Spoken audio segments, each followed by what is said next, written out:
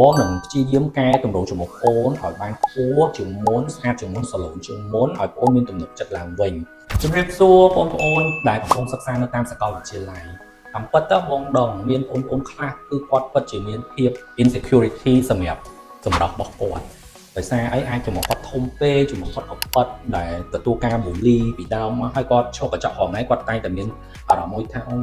ចង់បានចំណុចមួយស្អាតដូចគេបងចង់បញ្ជាក់ថាអញ្ចេះបងអាចជួយកែតម្រូវបញ្ហាចំមុខកប៉ិតចំមុខធំបានជូនបងប្អូនហើយបទពិសោធន៍បងដែលកែជូនបងប្អូនតាមសាកលវិទ្យាល័យបងមានភ្ញៀវដែលគាត់រៀននៅសាកលគាត់មកកែគាត់ចំណាយពេលឈប់តែ2ទៅ4ថ្ងៃបន្ទាប់មកទៀតគាត់អាចទៅរៀនបានធម្មតា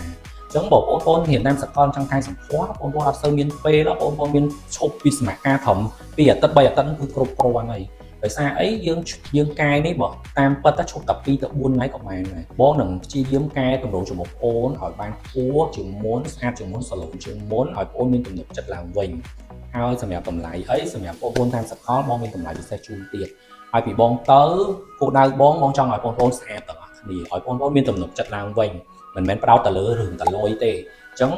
នៅស្រុកខ្មែរយើងគឺមានគ្រូពេទ្យដែលកែតម្រង់ចំមុះមួយបានស្អាតសុវត្ថិភាពហើយបងនឹងឲ្យលោកគ្រូរាស៊ីបងនឹងផ្ដល់ឲ្យបងប្អូនទាំងភាពស្រស់ស្អាតទាំងប្រណិតភាពទាំងទំនួលខុសត្រូវទាំងទំនុកចិត្តខ្ពស់មែនតើអញ្ចឹងឈប់បារម្ភរឿងសម្រស់ចង់បានចំមុះទំនងស្អាតរៀននៅសាកលមកកែមួយលោកគ្រូរាស៊ីបានលោកគ្រូនឹងផ្ដល់តម្លៃពិសេសជូន